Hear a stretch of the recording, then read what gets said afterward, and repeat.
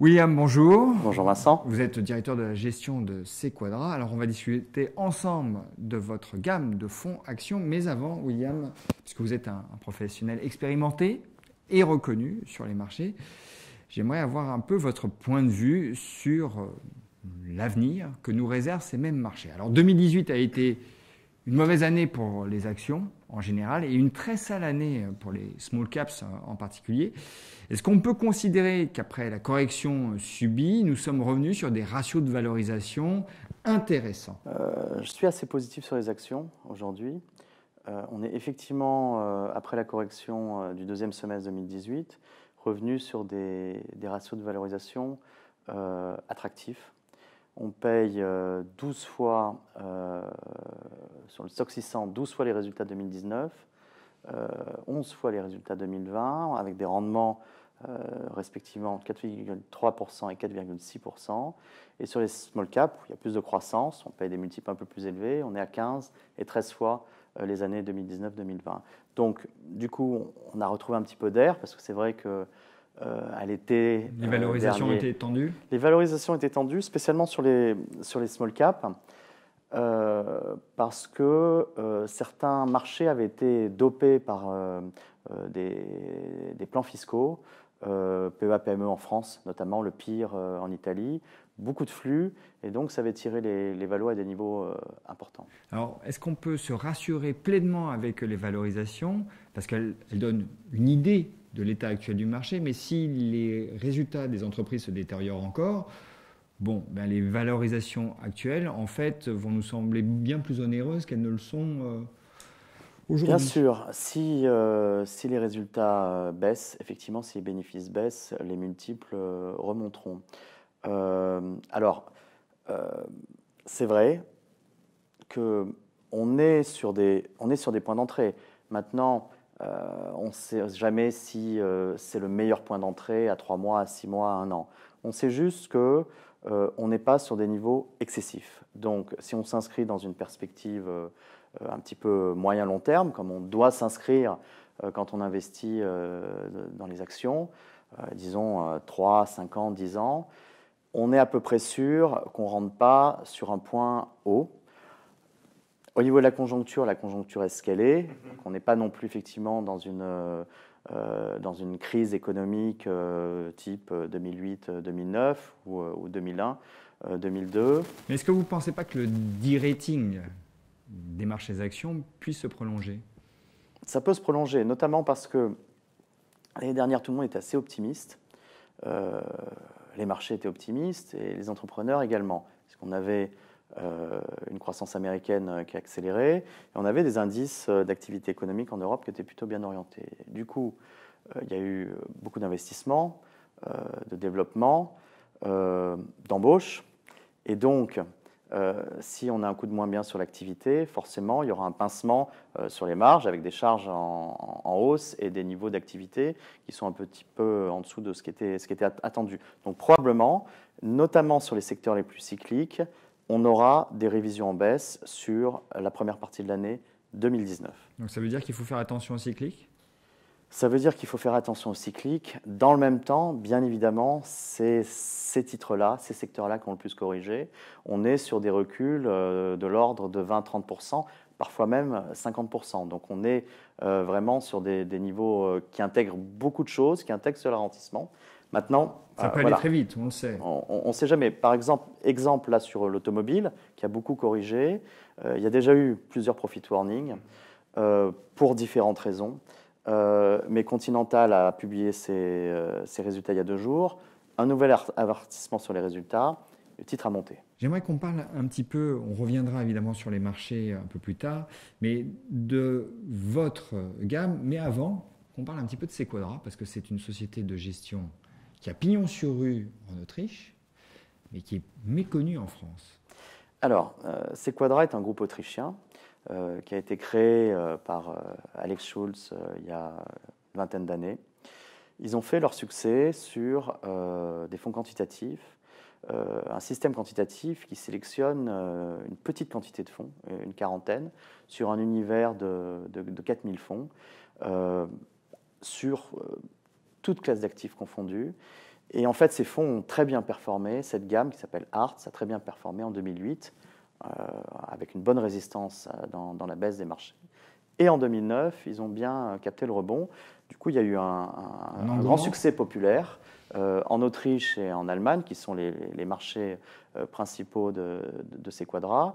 Et donc, ils ont vendu à la clientèle retail plusieurs milliards d'euros de produits Arts. Mais vous n'êtes pas un gérant quantitatif, William. Alors, qu'est-ce que vous venez faire dans l'aventure Sequadra? Alors, c'est vrai que l'ADN de Sequadra, c'est de la gestion quantitative.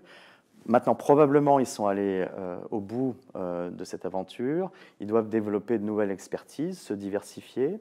Et donc, la reprise de la société de gestion du groupe Advenis, Advenis Investment Managers, c'était l'occasion pour eux de récupérer une licence en France. Et donc, ils n'étaient pas présents en France. C'est un groupe qui est présent, on l'a vu, en Europe centrale, Allemagne, Autriche et même Europe de l'Est, à Londres, avec un pôle important. Mais ils n'étaient pas en France, donc d'une part, ils vont pouvoir commercialiser leurs produits sur le marché français, et d'autre part, ils ont récupéré l'expertise de gestion action discrétionnaire que j'avais développée au sein de AIM, avec une gamme de fonds performante, avec un track record maintenant de plus de 3 ans, et donc dans le but de se diversifier et de les commercialiser. Alors parlons un petit peu de ces fonds, justement. On en compte 3. Il y a AIM Europe Multicaps, AIM Europe Small Caps et AIM Europe Sélection. Très rapidement, est-ce que vous pouvez nous brosser les caractéristiques de ces 3 fonds? Alors, ces 3 fonds qui balayent bien, je trouve, la gamme de fonds actions européens et qui correspondent à 3 types de clientèle différentes. Donc, vous avez le fonds Core AIM Multicap, qui va devenir 6 quadrates Europe Multicap. C'est un fonds large cap qui offre une sélection, quarantaine, cinquantaine de blue chip européennes. On va dire des sociétés typiquement entre 5 et 100 milliards, donc très liquides, très solides et avec un profil de croissance qui permet de surperformer l'indice Stock 600 sur la durée. Ce fonds s'adresse aux allocataires, aux fonds de fonds, à multigestion et les institutionnels. Le contrôle du risque est mis en avant avec un tracking error de l'ordre de 5-6, ce qui offre un bon couple rendement-risque. Pour un investissement, pour des investisseurs qui cherchent plus de rendement, qui sont prêts à accepter plus de risques, vous avez le fonds Europe Small Cap, où là, on essaie d'investir dans les stars de demain, et donc trouver le Ryanair d'il y a 10 ans, des sociétés comme ça qui peuvent se développer sur 10, 15, 20 ans, et changer de taille, changer de dimension. Donc l'idée, c'est de finalement nourrir ce fonds avec des idées qu'on retrouvera peut-être dans le multicap plus tard. Absolument, ça sert de réservoir d'idées pour le multicap. Mais donc, on a des performances plus importantes, avec un niveau de volatilité plus élevé, ne serait-ce que parce qu'au niveau de la gestion du risque, on est plus dans le stock picking pur que dans la construction d'un portefeuille qui respecte des ordres de grandeur en termes de secteurs, de pays, comme on le fait pour Multicap. On est vraiment dans la recherche de la performance à long terme, et ça fonctionne très bien d'ailleurs. Parlons maintenant d'Europe Sélection. Alors, c'est un fonds un peu différent. C'est encore un fonds de stock picking, mais lui, c'est un fonds long short. Alors, il faut redéfinir ce qu'est un fonds long short. Absolument. C'est un fonds long short qui s'adresse plus particulièrement à la clientèle privée. Alors, c'est un fonds flexible, avec une exposition nette qui peut varier entre 0 et 100%, mais qui a vocation, on va dire, à être investi sur des niveaux de 50-60%. Sur la partie longue, on retrouve le stock picking des fonds small cap et multicap. Et sur la partie short, on protège le fonds en shortant le stock 600. Voilà. Vous vendez des futurs du stock 600. Absolument. Du coup, on a une performance proche de celle des fonds actions purs, avec un niveau de volatilité divisé par 2 et des drawdowns, une perte maximum entre le point haut et le point bas, qui ne doit pas excéder 10%, qui est pour nous un peu le seuil de tolérance de la clientèle privée. Donc on a une gamme assez complète pour le moment, qui s'enrichira sans doute à l'avenir, mais avec 3 typologies de fonds, avec des niveaux de risque aussi différents. Absolument. Est-ce que vous intégrez de la macro dans la gestion de ces fonds ? Alors, plus ou moins, mais dès lors qu'on a la gestion de risque et un aspect construction du portefeuille important, on intègre la macro. Alors, si je devais donner un split de la ventilation du budget de risque de chaque fonds, alors on a bien compris que le fonds le moins risqué était sélection, puis multicap, puis small cap. Je dirais que ce budget de risque est affecté à 2 tiers sur le stock picking, 1 tiers sur la sélection, l'allocation sectorielle, et on essaye de couvrir le risque par rapport au benchmark, c'est-à-dire de reproduire à peu près la même diversification sur les pays et les devises, et donc on va trouver à peu près une moitié d'euros dans ces fonds, 1 tiers de sterling, 10% de francs suisses et 10% de couronne scandinave. Alors comment vous réalisez la surperformance ? Comment vous cherchez à l'obtenir ? Alors, la performance provient du stock picking, mais peut également provenir de l'allocation sectorielle. Comme vous le disiez, reflète les paris marchés du moment.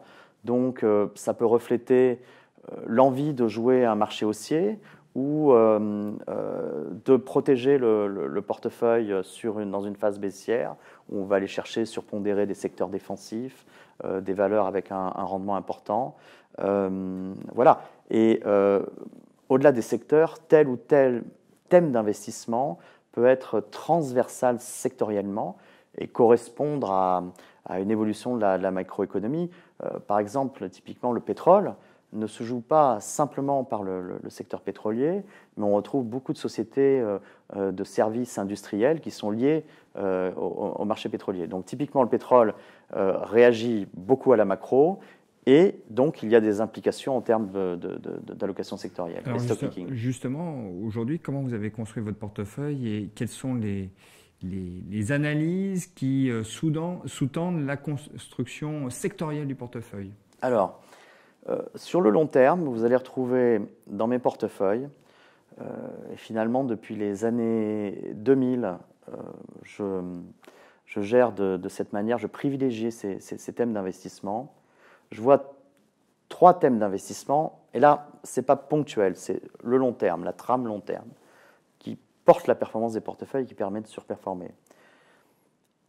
Être exposé au marché émergent, puisqu'on a moins de croissance dans les pays développés, beaucoup de dettes, le développement, le potentiel est encore là dans les marchés émergents, trouver les sociétés européennes, et il y en a beaucoup, qui sont exposées à ces marchés émergents.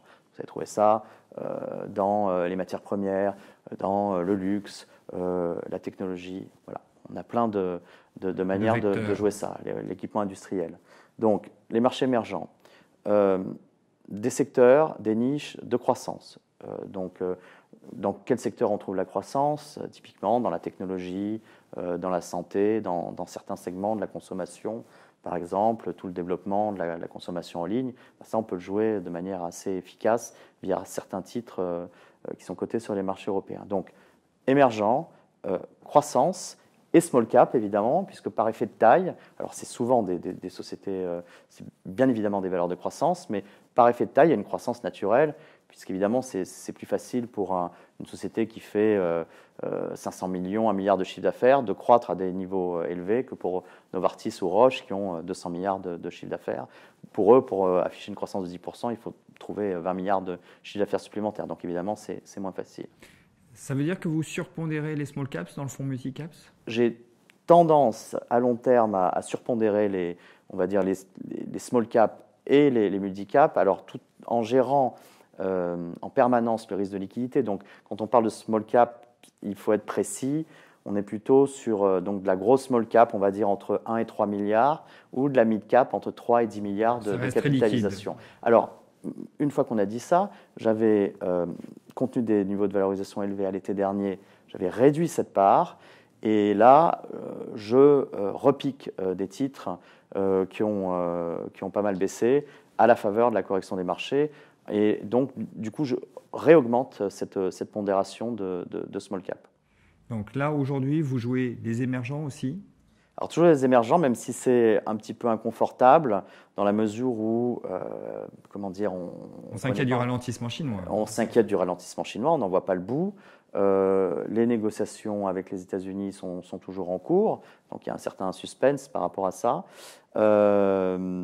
Sur les autres pays émergents, donc beaucoup dépendent de la Chine, donc ceux-là sont impactés. Beaucoup dépendent des financements internationaux qui avaient été aspirés par les besoins en dollars l'année dernière. Donc c'est inconfortable, mais à long terme, le potentiel est là. Retour sur les small caps, recherche de la croissance. Alors, une fois qu'on a dit ça, on a également d'autres thématiques qui émergent, et notamment certains secteurs cycliques qui sont devenus très value, où là, probablement, il y a des opportunités. Revenir sur l'auto, revenir sur les banques. Voilà, parce que la valorisation est là. La valorisation est là, grosses décotes sur fonds propres, gros niveau de dividendes, PE historiquement bas. Donc, c'est des titres qui ont un potentiel de rebond, clairement. Et ben, on aura l'occasion sans doute d'en reparler en 2019. William, merci. Merci Vincent.